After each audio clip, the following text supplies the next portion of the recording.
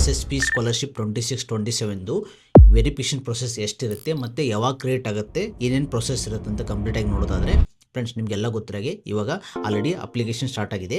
Last ನಿಮಗೆ December maximum ಅನ್ಕೊಳ್ಳಿ, December ಆದಮೇಲೆ ವೆರಿಫಿಕೇಷನ್ ಸ್ಟಾರ್ಟ್ ಆಗುತ್ತೆ. 3 ಲೆವೆಲ್ ವೆರಿಫಿಕೇಷನ್ ಇರುತ್ತೆ.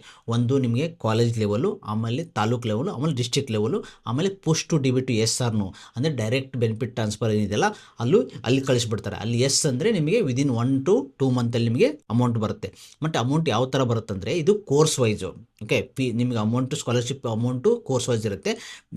ಯಾವಾಗಿಂದ ಸ್ಟಾರ್ಟ್ ಆಗುತ್ತೆ ಅಂದರೆ ಏಪ್ರಿಲಿಂದ ಕ್ರೆಡಿಟ್ ಆಗೋಕ್ಕೆ ಸ್ಟಾರ್ಟ್ ಆಗುತ್ತೆ. ಡಿಪೆಂಡ್ ಕೋರ್ಸು ಮತ್ತು ಡಿಸ್ಟಿಕ್ ವೈಸು ಸಪ್ರೇಟಾಗಿ ಸೆಂಕ್ಷನ್ ಮಾಡ್ತಾರೆ. ಯಾಕಂದರೆ ಡಿಸ್ಟಿಕ್ ವೈಸು ಅಮೌಂಟ್ ಇರುತ್ತೆ ಸಪ್ರೇಟಾಗಿ, ಅಲ್ಲಿ ನಿಮಗೆ ಕ್ರಿಯೇಟ್ ಮಾಡ್ತಾರೆ. ಎಟ್ ಎ ಟೈಮ್ ಎಲ್ರಿಗೂ ಬರೋದಲ್ಲ, ಎಲ್ಲ ಕೋರ್ಸ್ಗೆ ಸಪ್ರೇಟಾಗಿ ಬರುತ್ತೆ. ನಿಮಗೆ ಏಪ್ರಿಲಿಂದ ಸ್ಟಾರ್ಟ್ ಆಗುತ್ತೆ, ಮ್ಯಾಕ್ಸಿಮಮ್ ಜೂನ್ ಒಳಗಡೆ ಎಲ್ಲ ಕೋರ್ಸಸ್ದು ಬರುತ್ತೆ. ಲೈಕ್ ಇಂಜಿನಿಯರಿಂಗ್ ಇರ್ಬೋದು, ಡಿಗ್ರಿ ಆಗ್ಬೋದು, BSc BCom ಮತ್ತು BSc ಎವ್ರಿಥಿಂಗ್ ನಿಮಗೆಲ್ಲನೂ ಆಫ್ಟರ್ 10th ಇರುತ್ತೆ, ಎಲ್ಲದು ನಿಮಗೆ ಜೂನ್ ಒಳಗಡೆ ಕ್ರಿಯೇಟ್ ಆಗೋ ಸ್ಟಾರ್ಟ್ ಆಗುತ್ತೆ. ಯಾಕಂದ್ರೆ ನೀವು ಫಸ್ಟ್ ನೀವು ಅಪ್ಲೈ ಬೇಗ ಮಾಡಿದ್ರೆ ಡಿಸ್ಟಿಕ್ ವೈಸ್ ಬೇಗ ವೆರಿಫಿಕೇಷನ್ ಆಗುತ್ತೆ. ವೆರಿಫಿಕೇಷನ್ ಆದ ತಕ್ಷಣ ಡೈರೆಕ್ಟಿಗೆ DBT ನೀವು ಸ್ಟೇಟಸ್ ಚೆಕ್ ಮಾಡ್ಬೋದು. DBT ನಿಮ್ದು ಏನಾದರೂ ಸ್ಟೇಟಸಲ್ಲಿ ಎಸ್ ಅಂತ ಬಂದರೆ ವಿದಿನ್ 1 or 2 ಮಂತಲ್ಲಿ ನಿಮ್ಮ ಅಮೌಂಟು ನಿಮ್ಮ ಅಕೌಂಟಿಗೆ ಕ್ರಿಯೇಟ್ ಆಗುತ್ತೆ. ಯಾವ ಅಕೌಂಟ್ ಕೊಟ್ಟಿರ್ತಾರೋ ಅಲ್ಲಿ ಕ್ರಿಯೇಟ್ ಆಗುತ್ತೆ. ಅಲ್ಲಿ ನಾನು ಸ್ಯಾಂಕ್ಷನ್ ಅಪ್ಡೇಟ್ ಕೊಡ್ತಾ ಇರ್ತೀನಿ ನಿಮಗೆ ಡಿಪಾರ್ಟ್ಮೆಂಟ್ದು.